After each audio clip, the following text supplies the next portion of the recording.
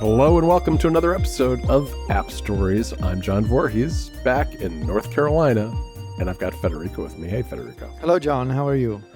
I'm doing really well. I've recovered from my trip. It was a fun Nice. trip, but it's good to be home and kind of getting caught up and back in the usual routine.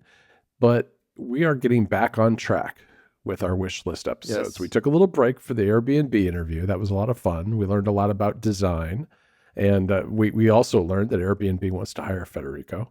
But we're not going to let him go. We're going to make him stick with Mac Stories. And we're going to talk today about our macOS and visionOS wishes, which, Okay. I've got a bit of a list. here. So You obviously we got a should longer dive list. right in. I've been back on macOS for way shorter time than you. So obviously you have a longer list. I have some items in my list, but yeah, we're also going to talk about visionOS. And yeah, I think it should be a fun episode. Why don't we get right into macOS? Yeah, let's start with something that I see is on both of our lists, which are permissions prompts. Oh, yeah. And this is not a new problem. It's been a problem for a couple of years. It's gotten worse. And now, reportedly, there's a new API that's going to do a similar thing that they have on iOS and iPadOS, where you get permission prompts for using the clipboard, which is going to make the situation even worse. Although, there are some limits around it to make it not happen every single time you use the clipboard. However, one of the things that I've noticed, and you and I have talked about this a little bit, is that especially with AI apps, you get a ton of permission requests because they're the kind of apps that want to look at your screen. They want to use your microphone. They want to, capture, they want to work with the clipboard. They have all kinds of accessibility and other permissions that they ask for in order to be able to synthesize as much data as possible that you've got on your Mac. And that can mean 4 or 5 of these prompts pop up the minute you install a new app. And if you test a lot of apps like we do, it's a real problem. And I think it's something that Apple needs to fix. And I have an idea, but what are your thoughts on this as a newly arrived back to the Mac guy these days, Federico? It's a lot of prompts. It's a lot of prompts, and they're all sort of kind of all over the place in system settings. And it's kind of strange that some of them require you to quit the app and then relaunch it. Some of them don't. Sometimes the same prompt comes up multiple times. Like I just did the migration assistant, for example, moving from my MacBook Pro to the Mac Studio that I got as a review unit. And I had to go through those permission prompts again, even though I did a migration. And look, the thing is, I understand that Apple wants to make sure that users are protected. I'm not arguing for the prompts to go away. I just feel like a better sort of unified design, like the way they present these prompts could potentially be done a little bit better, a little more intuitive. It doesn't help, of course, that system settings is like the world's most unintuitive app to navigate. And I feel like there should also be like a toggle for power users, like people who really know what they're doing and people who really know what they're quote unquote sacrificing in terms of privacy and access in exchange for the pro apps they want to use. I just wish there was a mode where, I could go through some initial steps like Touch ID and then put in your password and then click a bunch of things, multiple times to say, yes, I know what I'm doing. Yes, I know what I'm doing. To sort of act as a power user override so that in the future, whatever I try, it doesn't require me to go through multiple steps, maybe just one step. I'm not saying that Apple should get rid of the system prompts, especially because there are apps that, maybe you download them and then later, you realize, oh, this app was monitoring my entire screen the whole time and I didn't know. So obviously that's bad, but I just wish there was, a better design, a unified page in settings where all of the prompts were consistent, and a power user option for people who know what they're doing, people who know what they're trading off, to say, let me just do this up front one time and then forget about it. Right. And I think that there should be a better convention for how these are presented by third-party apps, because some developers do a very good job of opening up the system settings exactly to where you need to go, so you know exactly the toggle you have to flip. Others just kind of dump you into it generally. And if you have a lot of apps it can be very hard to find where in system settings, where in the privacy settings those things happen to be, whether they're in, monitoring your screen, or whether they're in the microphone or location settings, or, logins, whatever spot it is. And so that can make it hard. So I think a kind of a UI convention for dealing with these things would be helpful. Another thing I think I'd like to see is I would like all these permission prompts when you install a new app to be consolidated into a single UI. Give me a sheet that pops up that says this app is asking for looking at your screen, saving to downloads, your location, and your microphone, those 4 things. And then you can just tick off the boxes one by one in one place, instead of like doing the first one and then it comes and it pops, then another thing pops up and then another one. Oh, and now I have to restart the app. And then when I restart the app, a 4th one comes up, that kind of thing. I think if it was all in one place, it would help a lot. Yeah.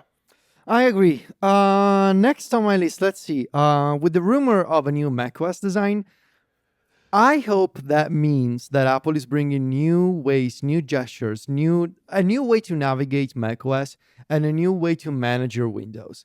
And I sort of want to say that I kind of wish that Apple got rid of the traffic light controls for Windows. Because the red one and the yellow one, I understand. I cannot for the life of me understand what's the consistent behavior for the green one. There's a lot of things piled on top of it too. Yeah, a lot of hover features. Hover, click and hold. Like, I honestly think that Windows does a better job. Like, it's maximize, minimize, and close. Like, and not to mention, Windows has had for a long time support for tiling windows, which macOS now also has. I just wonder if maybe there's a brand new UI convention that Apple could use to move your windows, to maximize your windows, and to have new types of controls. I really feel like like, for example, one of the utilities that I've been using lately on my Mac called Swift Shift. I really like it because it lets you move a window around anywhere on screen just by holding the Shift key on your keyboard and dragging the window from anywhere inside the window. So you don't have to reach for the exact spot in the title bar to grab a window. And that helps because so many different windows of different types of apps, especially the ones that, maybe are built with Electron, maybe they don't have the same sort of like native Obsidian, VS Code, like all these apps that have a custom title bar. And Vivaldi, for example, which I've been using as my main browser, like you got to be extra careful where you grab the title bar. And that's why I've been using Swift Shift, because it's I can just hold down Shift and click from anywhere. Even in the middle of a web page in Vivaldi, I can just hold down Shift and then move the browser window. So that's just one idea. Broadly speaking, new ways to manage your windows, to move them around and to resize them. I think that would be really nice to have. Yeah, if I have a lot of tabs open in Obsidian, I have to open the sidebar in order to drag my window, because you can't drag by the tab and it becomes difficult to move a window around.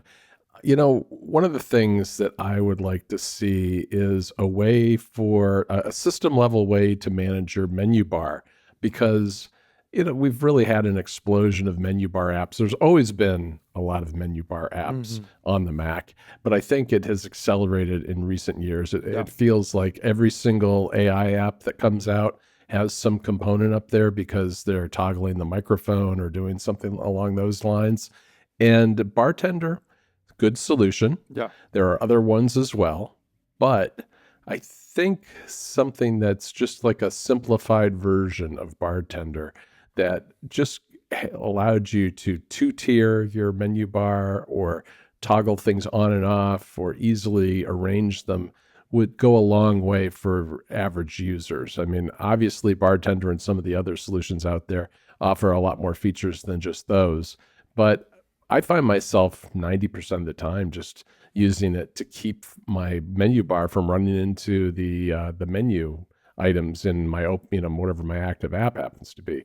So yeah, I'd like to have something that simplifies the menu bar. Yeah, it would be extra nice if Apple were sort of also, like the rumors are suggesting, bringing a status bar or a menu bar to the iPad, if they completely also rethought the menu bar on macOS and they made it consistent. So a brand new menu bar system, both on macOS and iPadOS, with native icon management, both on the Mac and on the iPad, made by Apple, so that you wouldn't have to use, and that would be like they could launch like a brand new menu bar extension point. I'm sure somehow if they do that, app intents will be involved. I don't know how, but everything these days is based on app intents, it seems.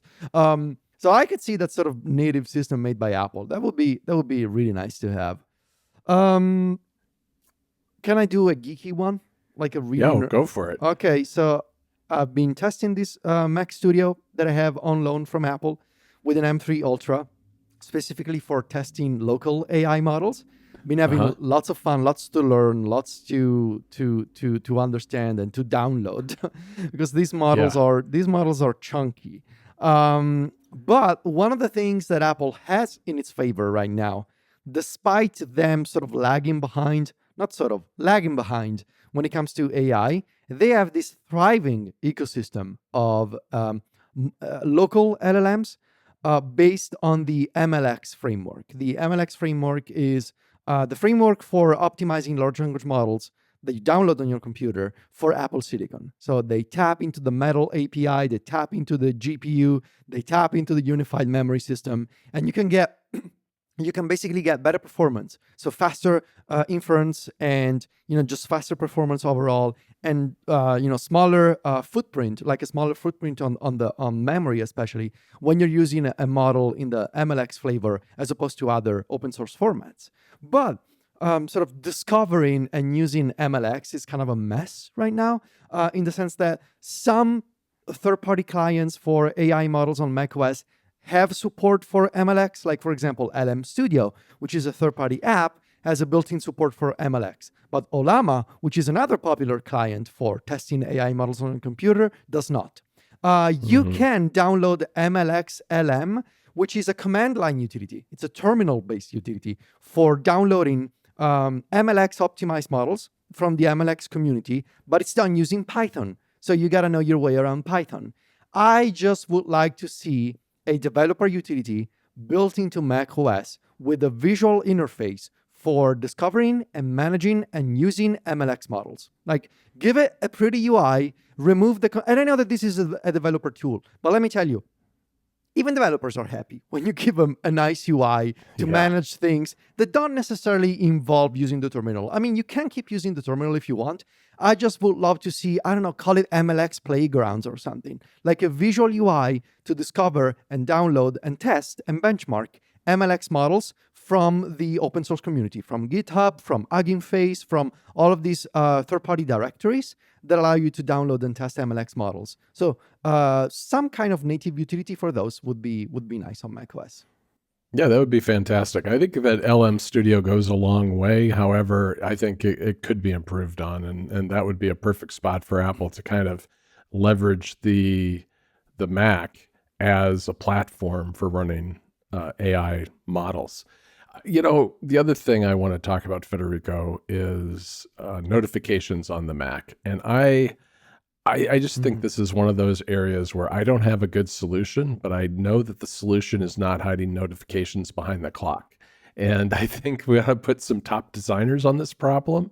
Right now, one of the things that I don't like is that widgets are crammed in the notification center along with the actual notifications.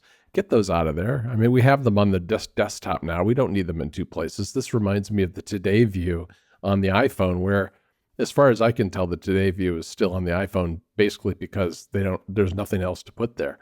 So it's just still there. I feel like notifications shouldn't be hidden. There needs to be a way to see that you have them besides kind of the slide out tiles, just maybe some sort of UI element. Maybe it should be done. Maybe there probably should be multiple ways to access them. There should probably be some sort of dock item. There should maybe be a standalone window that can be popped up. Maybe it can be a widget too on the desktop. There are a lot of ways you could go, but I think hiding them as a panel behind the clock is not the way to go. And even if it is still a slide out panel from the side of your screen, allow it to be placed in multiple places, and don't tie it to the clock. Tie it to something else. Give it its own icon, and rearrange the menu bar. I think Apple has allowed for a lot of its own system icons in the menu bar. I think notifications can fit in there too, despite the crowd. So that's That's my pitch. What's one more icon, right? I mean, Exactly. it's full of, it's Yeah, full of one icons more anyway. icon. Right, bartender and one more icon. That's what I want. Yeah. My last one for macOS is one that you hear often from people. I would love to see Apple merge Spotlight and Type to Siri in the same interface. And I know that they're behind on Apple Intelligence, and I know that, according to Mark Gurman, we probably won't see anything related to Apple Intelligence and Siri improvements at WWDC.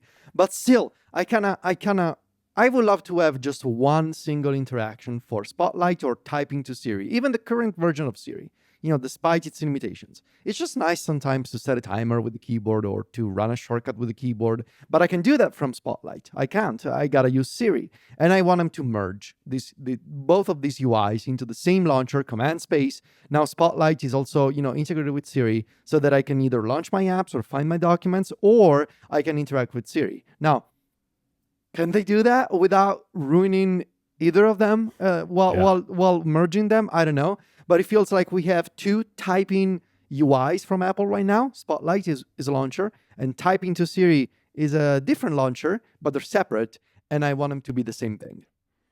Yeah, I think that for a lot of people, Spotlight has been replaced by apps like Raycast or LaunchBar or Alfred, actual launcher apps or things that can integrate with plugins.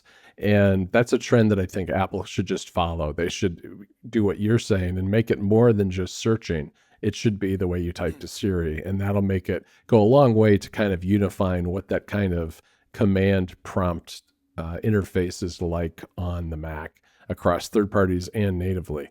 I want to get your take, Federico, on shortcuts on the Mac, because this is not the place to go into all of our wishes and hopes and dreams for shortcuts in Apple Intelligence, but there are some very particular things about the Mac that have bothered me for a very long time. And I want to kind of see what you think, having come back to the Mac more recently. One of those is the lack of personal automations, which, especially if you have a desktop Mac that is always on, having just the ability to run shortcuts on a schedule would be fantastic. Obviously, there are plenty of third-party options for making that happen. I use them myself, things like LinkedIn, but it really should be built in, and there are a lot of other things that could be built in as well. And I guess the second thing I would say, besides personal automations, is that Apple needs to do more, I think, to integrate system level things into shortcuts for the Mac. And this, it's really moved very slowly ever since we got shortcuts on the Mac 4 years ago. And I just feel like they haven't really focused on it in a very long time. There are differences between iOS, iPadOS, and the Mac that need to be fixed, but there's also just unique Mac level things that aren't there that should be there. Yeah, I don't disagree. I know that on macOS, thankfully you have a way out. You can use third-party apps and integrations, and you can use it. Like, I have been using the terminal a lot, to the point where I kind of always have the terminal open at this point on my Mac, especially on the Mac Studio. When I wanna, when I'm testing AI models, I always have the terminal open with MacTop. Have you ever seen MacTop, John? No, I haven't actually. So it's in one of the screenshots that I posted on Blue Sky today. It's this. It's a system monitor. It lets you monitor system resources with charts and bars and graphs in the terminal. So you leave it open. It's basically like a terminalized version of iStat menus, but it's always nice. It's very developer-y, very hacky, But I always have the terminal open basically, and so I know that you can do things with the terminal on macOS. So that's why, I would love to see more native integrations, especially for the kind of power users like you who absolutely hate the terminal. But I just don't feel like maybe they have the pressure to do it, because they know that they have a release valve. Yeah, they know that, worst case scenario, you can always use third-party apps or the terminal. So that, I agree. And I've actually warmed up to the terminal a lot. However, I think if you're talking about bringing automation to the masses, the terminal is not the way to do it. And so falling back to things like the terminal and AppleScript, I think, is kind of a disappointment if shortcuts is truly meant to be the future of automation on the Mac, as Federici once said. But all right, I will get off my high horse when it comes to automation. There's other stuff I'd like to see too. I mean, I think that cloud storage vendors don't work very well with the Finder. And this is a change that happened a while back, a few years back.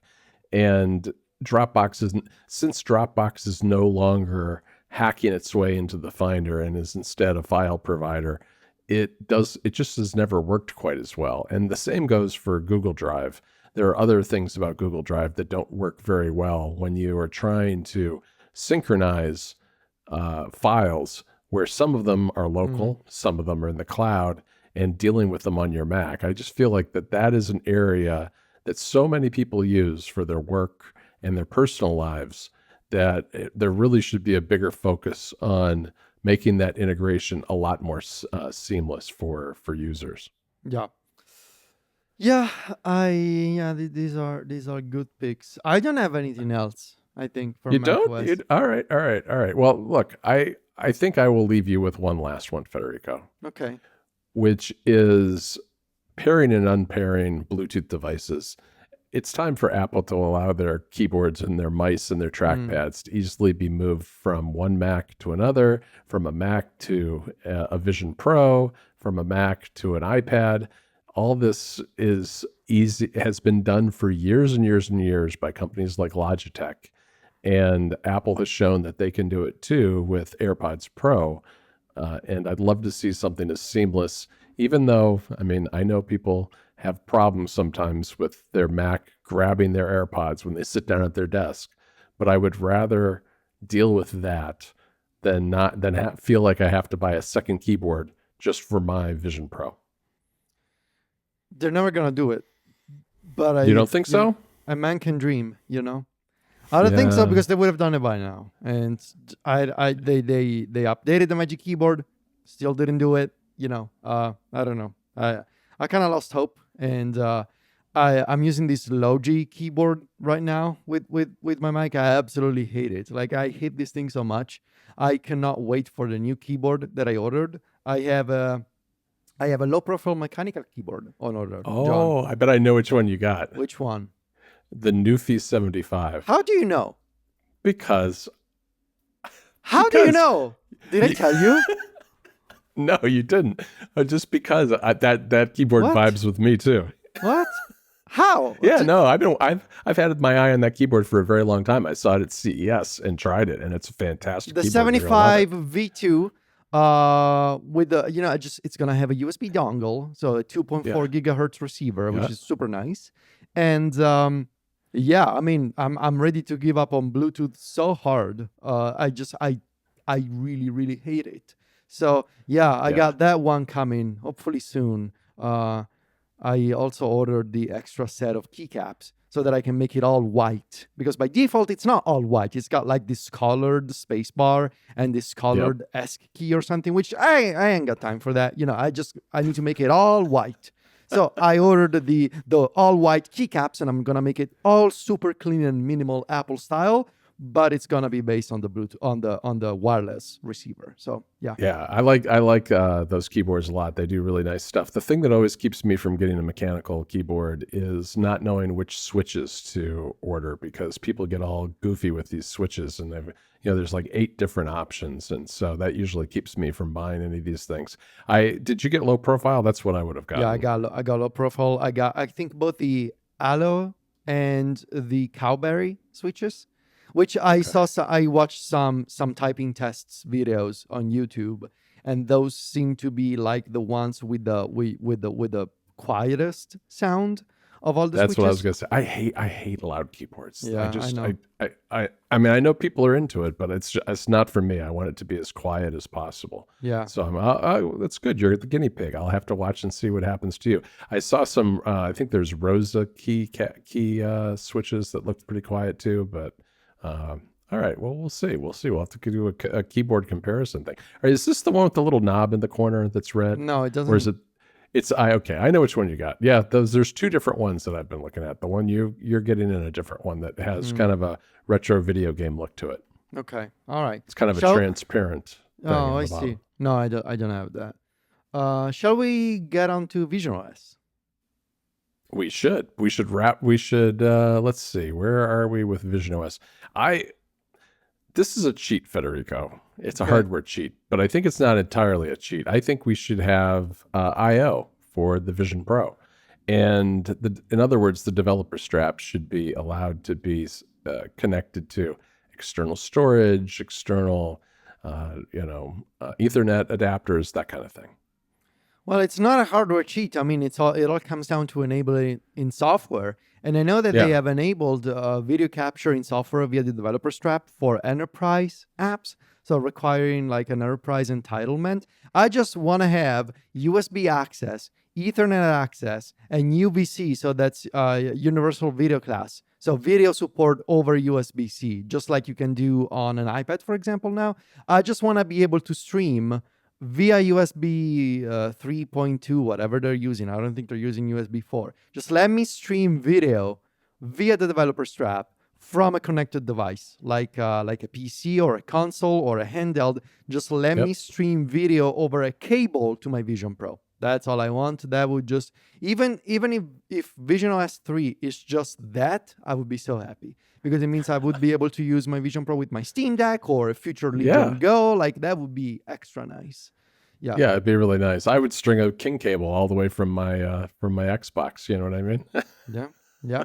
If I could do it. Yeah. I mean, for visionOS, the big one for me would be iPadOS virtual display support.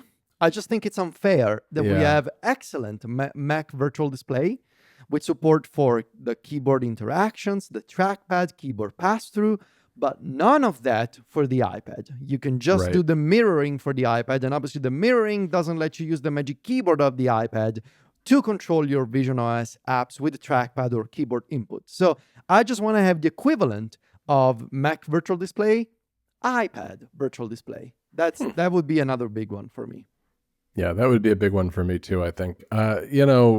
Speaking of keyboards, I'd really like to have third-party keyboard pass-through as well as controller pass-through. You don't need controller pass-through would be interesting. Yeah, because you don't need to look at I don't need to look down at my hands much when I'm playing a game, except that sometimes you're looking for that small button somewhere on the controller that you might not be able to feel out with your hands really easily. It'd just be a nice thing to be able to define a box that can be for your controller that you're holding in your lap. That would be that, and third-party keyboards, I think, I would think that Apple's Vision technology should be able to identify the controllers that they integrate with, as well as a keyboard. I think a keyboard should be a fairly easy thing to identify in, vision learning. Yeah, I mean, they should have models, to visually understand if the user's hands are using a keyboard or are they using a controller. I mean, there's all kinds of vision models right now. I'm sure they can, if anything, Apple has done really good research here in this field. Like they have vision models on iOS that you can use as a developer to recognize all kinds of gestures, for example, and hand movements and finger movements. So that seems sort of like a given to me. Yeah. Let's see what's in my list. More native apps instead of iPad compatibility apps. There's still so many apps on visionOS in compatibility mode, like reminders or shortcuts or the calendar. Just show me that you're really behind visionOS as a platform by continuing to translate some of your compatibility apps onto the native visionOS version of those apps. Native shortcuts, native calendar, native reminders, you name it. There's still an entire folder for apps in compatibility mode on visionOS. And if Apple wants to show that they're not abandoning the platform, they should continue to invest into making native versions of those apps. Yeah, that's a great idea. The other thing I'd like is just an easier way to manage the apps and the pages of the apps.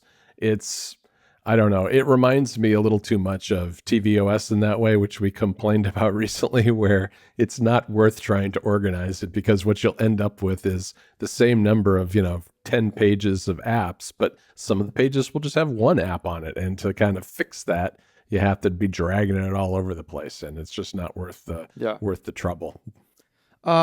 Speaking of apps and missing apps on visionOS, give us a better way, a native way to save web apps from Safari to the visionOS home screen, just like we can on the Mac with that's a good idea. with the dock, or on the Yeah. iPhone and iPad with the home screen. Let me do the same on visionOS. Let me save PWAs. Let me save web apps from visionOS Safari to my home screen. And that, that would help for those apps that maybe don't even have an iPad version, but they have a web version. Or if they do have an iPad version and it's running in compatibility mode, you're still getting the baby layout of the iPad experience. Yeah. So better browser integration that would sort of help, I think. Yeah, the demand is there because obviously there are apps that are designed to be nothing more than a specialty browser for web apps that you can save bookmarks to. So it'd be great to be able to put those on the home screen instead of stuffing them in another app. I don't think I have anything else, Federico. Do you have anything? I mean, the biggest problem I feel like with the Vision Pro, sure, it's the software, but it's the Vision Pro itself. Like I don't think any of these wishes will change the fact that this thing costs $3,500 and it's heavy and it gets uncomfortable. Yeah. So it would be nice to make it better for what it is, and that will never change unless there's a second Vision Pro model or a revision of the Vision Pro.